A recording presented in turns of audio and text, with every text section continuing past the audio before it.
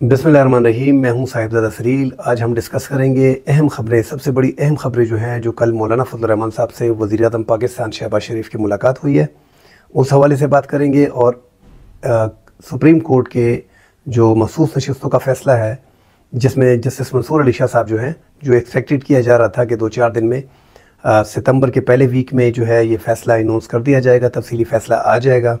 और हुकूमत भी इस इंतज़ार में थी कि चैम्बर वर्क चूँकि मंसूर अली शाह साहब ने कर दिया है, तो तफसीली फ़ैसला लिखा जा चुका है और वो आ जाएगा, पब्लिक कर दिया जाएगा। तो उस हवाले से बात करेंगे। सबसे ज़्यादा पहले जो है हम मौलाना फजल रहमान की अहमियत के बारे में बात कर लेते हैं। मौलाना फजल रहमान साहब की अहमियत क्यों बढ़ रही है, 2 वजह हैं उसकी। पहले आसिफ अली जरदारी जो पाकिस्तान पीपल्स पार्टी के सरबराह हैं और इस टाइम पे सदर मुमलिकत हैं, जो मुल्क के सरबराह हैं, पाकिस्तान के सदर हैं, उन्होंने मौलाना फजल रहमान से पिछले 4-5 दिन पहले मुलाकात की और उनसे जो है सपोर्ट मांगी है हुकूमत में शमूलियत की और इत्तेहाद करने की। मगर मौलाना फजल रहमान साहब ने उन्हें रिफ्यूज़ कर दिया था कि हम बहुत दूर आ गए हैं, अभी हमारे मामलात उस नहज पे नहीं है कि हम वापस आ सकें, मुड़ सकें। कल जो है वज़ीर आज़म शहबाज शरीफ साहब, जो मुस्लिम लीग नून के सदर भी हैं, उन्होंने मौलाना फजल रहमान साहब की रिहाइशगाह पे उनसे मुलाकात की और उनसे सपोर्ट मांगी है कौमी असम्बली में, सेनेट में, और हुकूमत में शमूलियत की दावत भी दी है।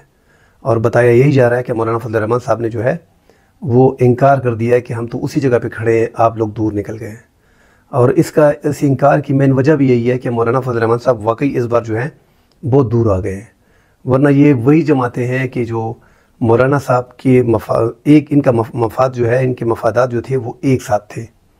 मतलब ये रिवायती इत्तेहादी थे, और जो गैर रिवायती थे, जैसे पाकिस्तान तहरीक इंसाफ, जिनसे रिवायती इख्तिलाफ था, पीटीआई, उनके करीब मौलाना फजल रहमान साहब पहुँच गए हैं। और जो रिवायती हरीफ थे वो अब उनके जो है हलीफ हो गए हैं, और जो हलीफ थे वो अभी हरीफ बनते जा रहे हैं। तो सदर मुमलिकत ने बंदूक का तोहफ़ा, जो अमारात यमनी बंदूक थी, वो तोहफ़ा दिया था, और शहबाज शरीफ ने जो है फूलों का तोहफ़ा जो है वो पेश किया मौलाना साहब की नज़र।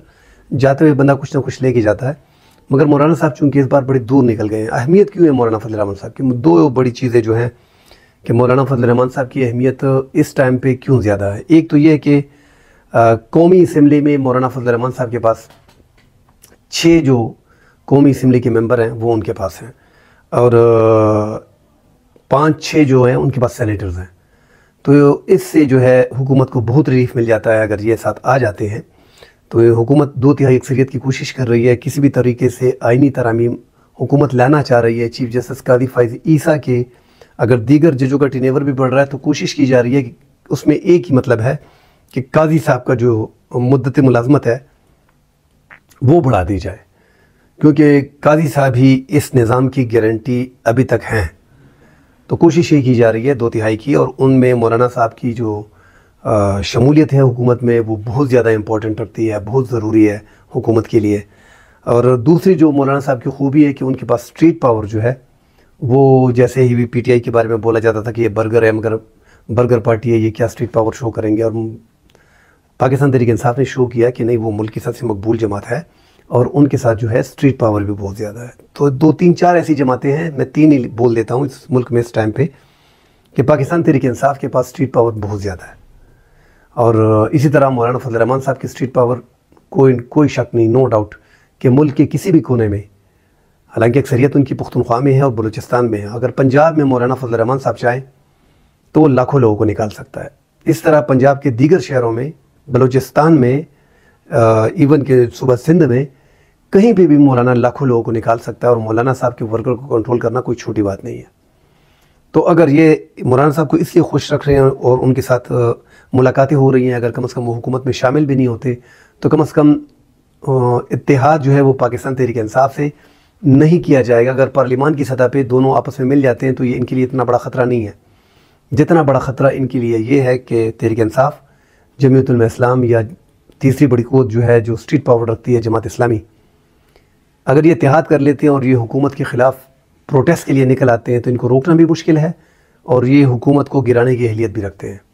तो मौलाना साहब को हर तरीके से राज़ी करना पड़ेगा, और कोशिश की जाएगी, अगर वो खफा भी है पार्लियामान में या हुकूमत में, इनके साथ मिल भी नहीं रहा, मगर उससे बना के रखेंगे और कोशिश करेंगे कि मौलाना फजल रहमान जो है अपनी अगर कोई तहरीक चलाना भी चाहें तो वो अलहदगी मतलब अकेले ही लेके अपनी तहरीक को चलाएं, जिसका मौलाना साहब ने बरमला इजहार भी किया है कि हम जो है कमेटियाँ हमने बनाई हैं तहरीक इंसाफ के साथ, और वो कमेटियाँ पार्लिमान की सतह की हद तक है, और हम कोशिश करेंगे कि हम अगर कोई हुकूमत के ख़िलाफ़ महाज या कोई प्रोटेस्ट वगैरह करना चाहें तो हम अकेले अपनी जमात जमीयत उलमा इस्लाम के प्लेटफॉर्म से करेंगे, फिर किसी के साथ इत्तेहाद फ़िलहाल नहीं करेंगे। ये हुकूमत को सूट भी करता है। रही जो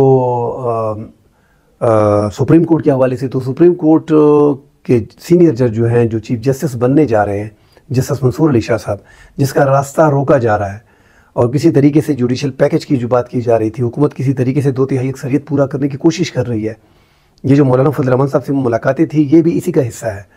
ये किसी तरीके से ये कौमी असम्बली की और सैनेट के जो है मेंबरान ये हमें वोट कर दें ताकि हमारी 2/3 अक्सरियत पूरी हो जाए।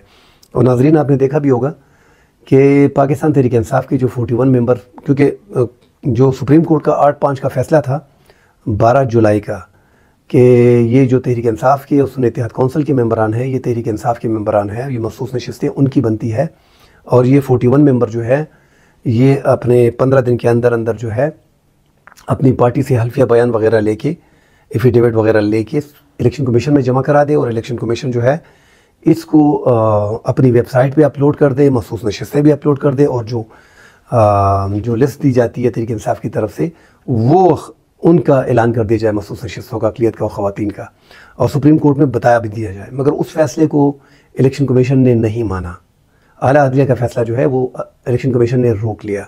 इसमें हुकूमत की मर्ज़ी, जैसा कि बताया जा रहा है, कि शामिल थी। साथ हुकूमत 2017 इलेक्शन एक्ट लेके आई, एक बिल पास किया गया, सुप्रीम कोर्ट के फ़ैसले के सामने बंद बांधा गया।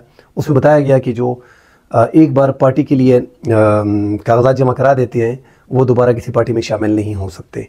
और आज़ाद के लिए ये बताया गया है कि एक पीरियड होता है मखसूस नशिस्तें के लिए, जो कागजात जमा कराने का टाइम है वो अपने मुतल्लिका टाइम में जो है वो कागजात जमा कराएंगे, बसूरत दीगर उनको आज़ाद नशिस्तें नहीं, मखसूस नशिस्तें नहीं मिलेंगी। आज़ाद अरकान के बारे में कहा गया है, जो बिल 2017 एक्ट में जो तरमीम की है पार्लिमान ने सादा अक्सरियत के साथ, कि जो मखसूस मुद्दत है, मतलब 3 दिन है, उसमें आज़ाद उम्मीदवार जो है किसी पार्टी को ज्वाइन कर लेगा, वरना ये आज़ाद रहेंगे। तो सुप्रीम कोर्ट के फैसला जो 12 जुलाई का था उसके सामने ये बंद बांधने की कोशिश की है, उस फैसले को इम्प्लीमेंट नहीं किया गया। उल्टा इलेक्शन कमीशन ने 41 मेंबरान जो सुन्नी इत्तेहाद कौंसिल के थे, जिनके बारे में कहा गया था कि 15 दिन का टाइम जो है वो दिया गया है इनको, और ये अपने पार्टी से मिलें, उनकी जनरल सेक्रेटरी से मिलें, और एफिडेविट वगैरह लेके इलेक्शन कमीशन में जमा कराएं। उनके ख़िलाफ़ भी जो है इलेक्शन कमीशन सुप्रीम कोर्ट में अर्जी डाल दी थी कि इनकी तो इंटर पार्टी इंतखाबात ही नहीं हुई तहरीक इंसाफ के, तो कैसे सुन्नी इत्तेहाद कौंसिल के मेंबरान को हम कंसिडर करें, इनकी तो बॉडी नहीं है, इनका तो कोई जनरल सेक्रेटरी नहीं है, इनका तो कोई चेयरमैन नहीं है।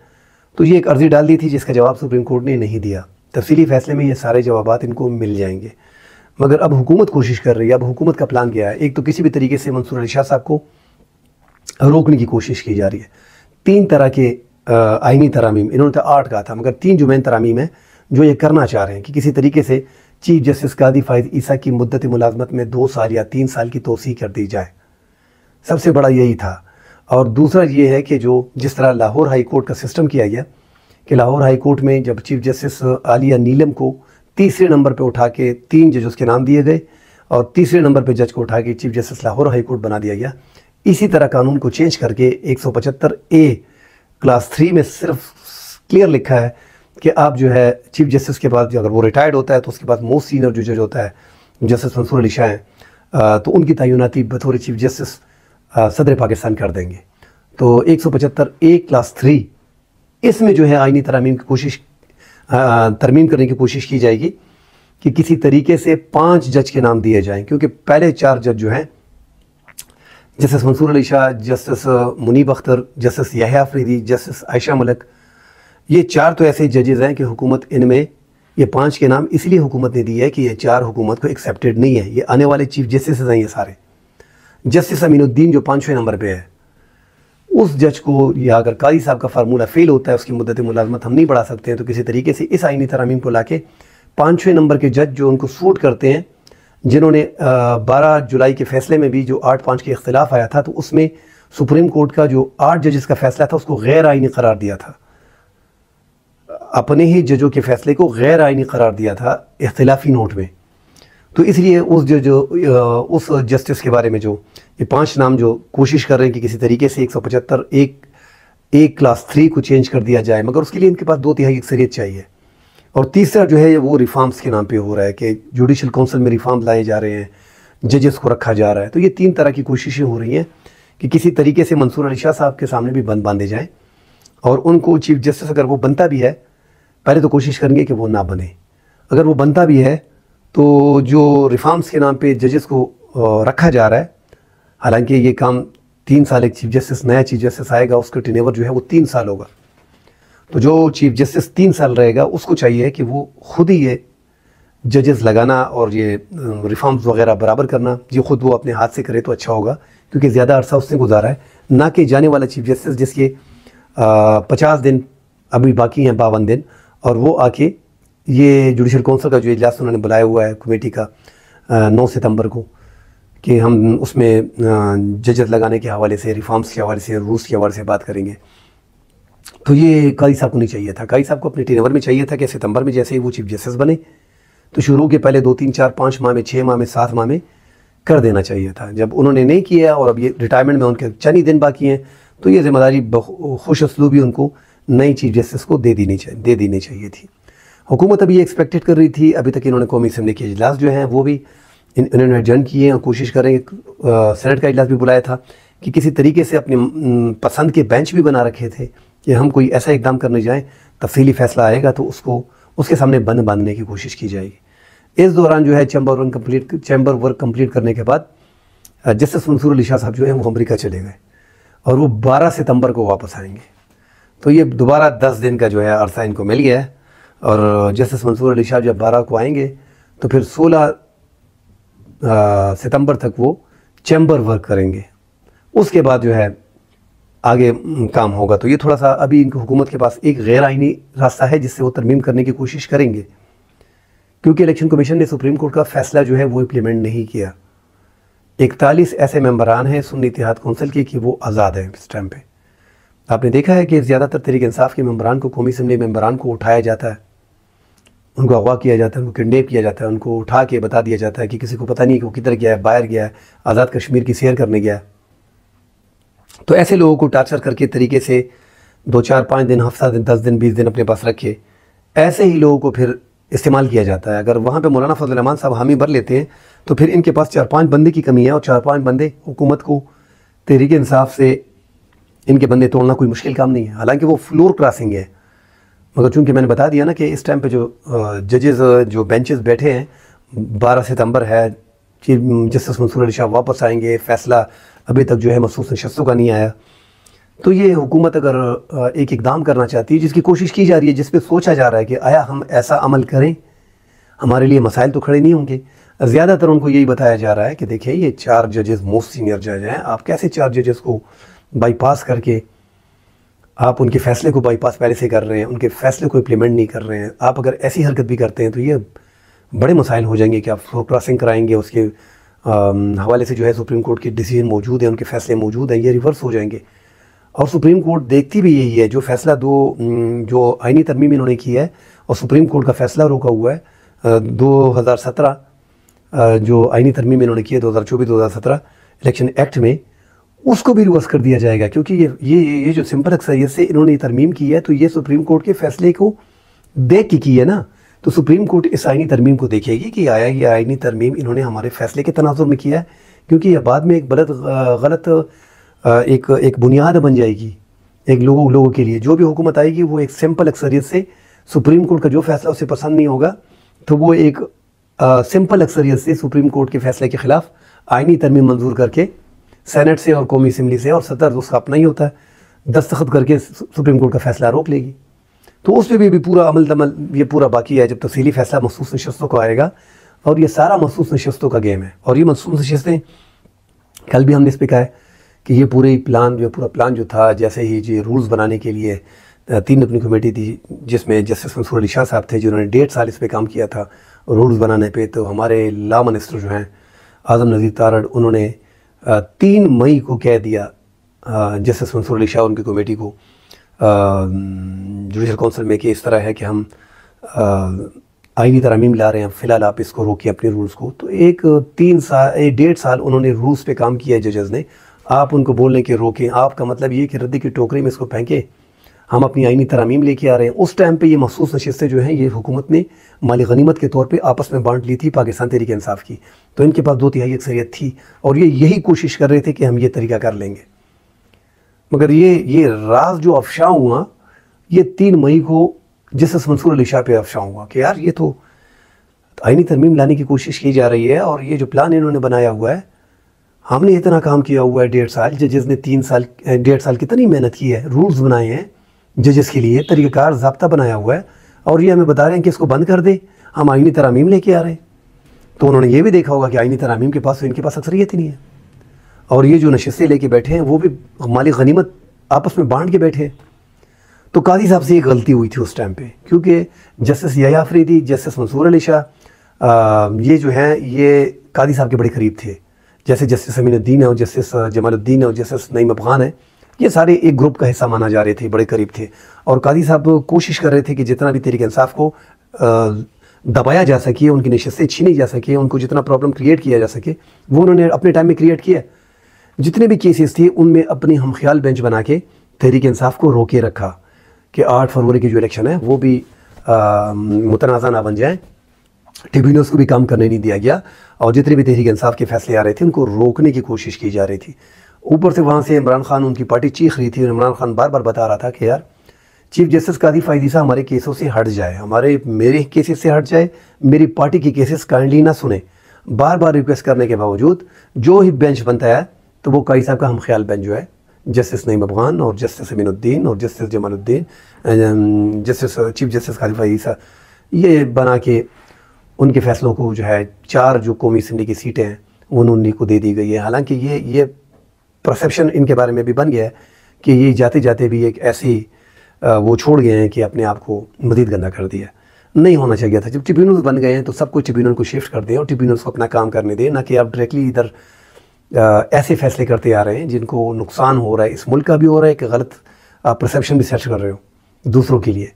तो कादी साहब ने भरपूर कोशिश की थी शुरू से, मगर वो जो पता चल गया था जस्टिस मंसूर अली शाह साहब को, जो लॉ मिनिस्टर ने 3 मई को बताया, उधर से ये मामलात बिगड़ने लगे। और कादी साहब तो समझे थे कि यार तहरीक इंसाफ मुझ पर बड़े इतराज़ात कर रही है, तो जस्टिस यहया अफरीदी हो या जस्टिस मंसूर अली शाह हो, ये मखसूस नशिस्तों का जो केस है लाहौर हाई कोर्ट ने, पेशावर हाई कोर्ट ने वैसे भी फैसला दिया हुआ है और इलेक्शन कमीशन ने भी दिया हुआ है, तो इसको दे देते हैं, ये कर लेगा।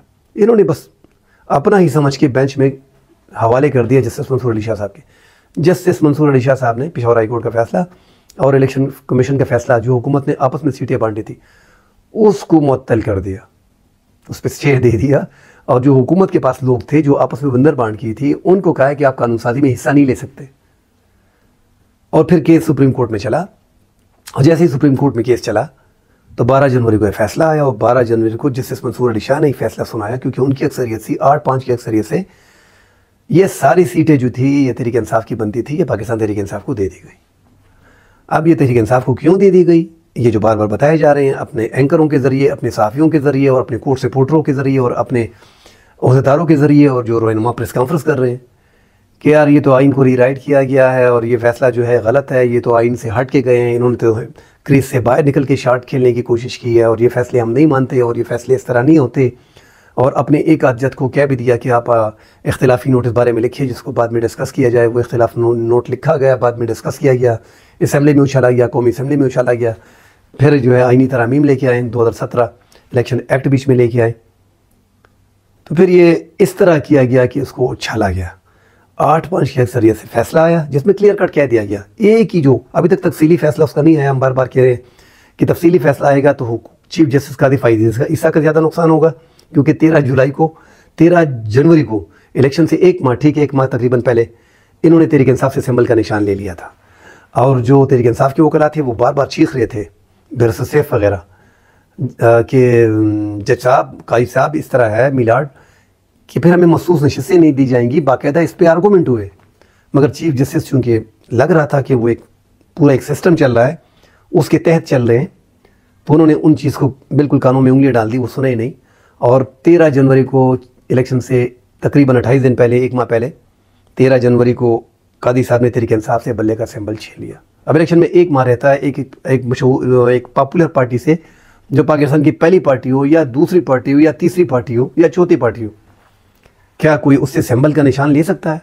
वो भी इंट्रा पार्टी इंतखाबात पे। और इंट्रा पार्टी इंतखाबात तमाम तर पार्टियों के एक जैसे हैं सिवाय जमात इस्लामी को छोड़ के, और ये सबको पता है। मुस्लिम लीग नून, पीपल्स पार्टी, जमीयत उलमा इस्लामी, हिंद, सबके एक जैसे हैं, मगर उनको उसमें घेर लिया गया। और फिर भी वो ये मुझसे बहुत लंबा हो जाएगा। ये जो है इलेक्शन कैसे हुए, 8 फरवरी का इलेक्शन का रिजल्ट कैसे आया, 9 फरवरी को नताइज कैसे बदले गए, 20,000, 25,000, 30,000 लीड को कैसे चेंज किया गया, फॉर्म 45 किसके पास थे, सारी जो थी, जो जीते हुए कैंडिडेट थे पाकिस्तान तहरीक इंसाफ के, फॉर्म 45 उनके पास थे, जो हारे हुए कैंडिडेट थे उनको फॉर्म 47 दे के उनको जितवाया गया। तो ये सारी चीज़ें जो है ये बड़ी मैटर करती हैं। ये सारे केसेस लगे हुए हैं। जो ये वफाकी वज़ीर दाखिला, वफाकी वज़ीर दिफा ख्वाजा आसिफ ने खदशे का इज़हार किया था, उनका भी ये खदशा था कि चीफ जस्टिस कादी फ़ायद ईसा जाएंगे तो ये लोग सारे केसेस खोल लेंगे, ट्रिब्यूनल्स खुल जाएंगे, हमारे लिए बड़े मसले आ जाएंगे। और ये पंजाब की हुकूमत जो बार बार इंसिस्ट कर रही थी कि ये ट्रिब्यूनल्स में रिटायर्ड जजों को बिठाया जाए।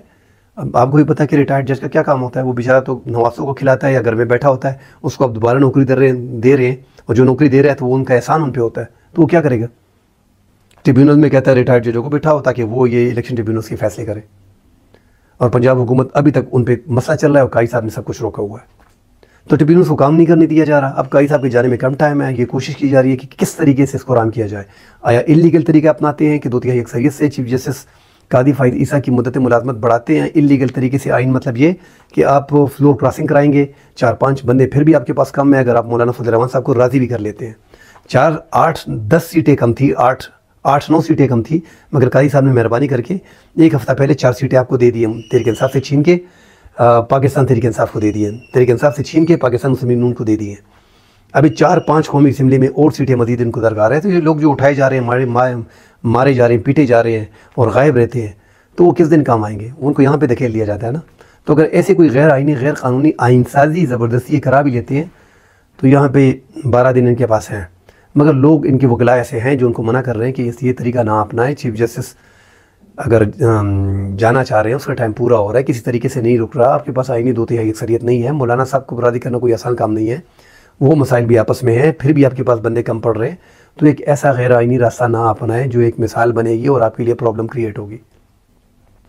तो हुकूमत इसलिए हिचकिचाहट महसूस कर रही है और उसको मशवरे दिए जा रहे हैं कि मंसूर अली शाह के साथ बिठाए रखें। मंसूर अली शाह साहब जो इमरान खान बयान दे रहे हैं, वो भी खुशफहमी का शिकार है इमरान खान कि जैसे मंसूर अली शाह साहब आएंगे तो ये पूरा सिस्टम ही जो है ट्रिब्यूनल्स खुल जाएंगे। हाँ, खुलेंगे, किसी हद तक काम होगा, क्योंकि कादी साहब ने बहुत ज़्यादा एकतरफा जो है इंटी तहरीक इंसाफ जजमेंट सारी दी हैं, मतलब इमरान खान की इंटी लगा हुआ था, तो थोड़ा सा रिलीफ तहरीक इंसाफ को मिल जाएगा कि कम से कम बैलेंस रखने की कोशिश की जाएगी। तमाम तर सियासी जमातों को एक ही पलटे में रखा जाएगा और एक मुनासिब तरीक़ाकार के तहत चलाया जाएगा। तो मंसूर अली शाह की ये क्वालिटी भी होगी और ये अदलिया के लिए बहुत बड़ा फ़ायदा भी होगा, क्योंकि हम बार बार कह रहे हैं कि अगर हुकूमत ने रिफॉर्म्स लानी है तो अपोजिशन को बिठाएं। आपको 2/3 अक्सरियत अगर आपकी पूरी नहीं हो रही तो अपोजिशन को साथ बिठाएं। अदलिया का नंबर 131, 132 नंबर पे, 129 नंबर पे। आप ये सारा एक होमवर्क करें, बिठाएं कि यार आप अपनी सजेशंस ले आएँ, ये हमारी सजेशंस हैं, अदलिया में रिफॉर्म्स करते हैं, इसको ऊपर उठाते हैं, ये मसाइल होते हैं, इनको ख़त्म करना पड़ेगा। पाकिस्तान का कोई भी बड़ा से बड़ा केस जो है वो 1 साल के अंदर अंदर ख़त्म होगा। किसी बंदे पे 1 साल से ज़्यादा जो है अदालत कार्रवाई किसी केस पे नहीं करेगी। कोई केसेस का 3 महीना रखते हैं, किसी का 6 महीना रख लें, कोई 4 महीने रख लें, कोई 1 महीना रख लें। बड़े से बड़ा केस जो है जो हल भी ना हो, दीवानी केसेस हैं, सिविल केसेस हैं, फौजदारी केसेस हैं, सब के लिए बस 1 साल से ज़्यादा कोई केस ना चले। तो ये अंग्रेज़ों का दिया हुआ सिस्टम है, इसमें रिफॉर्म्स हम नहीं करनी है। मगर हम क्यों नहीं कर पा रहे? वजह यही है कि हम अपनी मर्ज़ी के जजेस लगा रहे हैं। अपनी मर्ज़ी का चीफ जस्टिस हमारा होना चाहिए, अपनी मर्ज़ी के जजेस हमारे होने चाहिए। हाई कोर्ट्स को पैक किया जा रहा है, ये जो रिफॉर्म्स के नाम पे कोशिश की जा रही है और जो सिंपल अक्सरियत से हो सकता है कि जजेस पूरे किए जाएँ, तो ये जजेस जब पूरे करने थे तो ये 1 साल कादी साहब जगमार रहा था, ये कर लेता ना। अभी जब चीफ जस्टिस मंसूर अली शाह साहब 3 साल अगर चीफ जस्टिस बनते हैं तो आप उसके बारे में, और ये इस्लामाबाद को पैक कर रहे हैं, लाहौर को पैक कर रहे हैं, जजेस अपने लगा रहे हैं। अपने जजेस लगाना ये नुकसानदेह है इस टाइम पे। और वो क्यों है? एक तो ये जुडिशल काउंसिल की जो कमेटी है, इसमें से हुकूमत के जो एक लॉ मिनिस्टर होता है, एक अटॉर्नी जनरल, ये दोनों हुकूमत के बंदे होते हैं। तो जब एक हुकूमत के 2 बंदे हैं, ठीक है, लॉ मिनिस्टर है, इसमें कोई डाउट नहीं है, मगर इनको निकाल दो इस चीज़ से, जजेस में आप एक पार्टी को इख्तियार दे रहे हो कि आप जो है फला फला जज उसके आप वोट कर सकते हो, फला जज जो है इसको ले लो, इसको ले लो, इसको ले लो। ये तो इस तरह हो गया कि आपने मरीम नवाज को बिठा दिया है, या नवाज शरीफ को बिठा दिया, या शहबाज शरीफ को बिठा दिया, लॉ मिनिस्टर और अटारनी जनरल। ये कौन होते हैं? ये हुकूमत के नुमाइंदे होते हैं। अदलिया को अगर आप लोगों ने आज़ाद करना है, कोई भी गवर्नमेंट हो, लॉ मिनिस्टर को, अटारनी जनरल को, इन चीज़ों से निकाल दें जुडिशल काउंसिल की कमेटी से। 9 मेंबर होते हैं। आपने एक तो बीच में एक्स जो है चीफ जस्टिस या जस्टिस रखा होता है, एक बार काउंसिल के मेंबर आप लोगों ने बिठाया होता है। बार काउंसिल को भी निकाल दें। इस टाइम पे पूरी दुनिया को पता है कि 24 बार काउंसिल के मेंबरान में 24-25 में से जो बंदा आपको दिया गया है, 6 बंदे इस टाइम पे अपोजिशन के साथ हैं और बाकी जो 18-19 बंदे हैं वो हुकूमत के पास है। जो बंदा आपको दिया गया है वो भी हुकूमत का बंदा है। तो जजेस की जो कमेटी 9 रुकनी है उसमें 5 बंदे हुकूमत के हैं, तो 5-4 से फैसला हो जाएगा। और 5 जजेस जो है वो सुप्रीम कोर्ट के बीच में होते हैं। तो 5 जजेस में तो चीफ जस्टिस कादी फायदीसा को हमने गिनना ही नहीं है, वो तो हुकूमत के कैंप में ऑलरेडी है। तो बाकी रह गए 4 जजेस। तो 5-4 से अक्सरियत का फैसला होगा कि लाहौर हाई कोर्ट में इतने जज रखने हैं, ये जज रखने हैं, और इस्लामाबाद हाई कोर्ट में ये रखने हैं, और सुप्रीम कोर्ट में ये रखने हैं। तो इसका सीधा सा मतलब ये हो गया है कि 5 सुप्रीम कोर्ट के सीनियर जज, मरियम नवाज और शहबाज शरीफ, ये 7 लोग फैसला करेंगे। क्योंकि लॉ मिनिस्टर और अटारनी जनरल कौन होता है? अटारनी जनरल सरकार का होता है, और सरकार अटारनी जनरल किसको बनाती है? अपने ही पसंदीदा पार्टी के मेंबर के वकील को। और लॉ मिनिस्टर किसको बनाती है? आदम नज़ीर तारड़ कौन है? सीनियर रहनुमा है मुस्लिम लीग नून का। वकील को छोड़ें। तो अगर आपने एक सिस्टम बनाना है और हुकूमत ने चलना है आइन के तहत, तो एक अपोजिशन को लेकर लेजिस्लेशन कराएं ताकि आपके अदलिया का नंबर ठीक हो सके।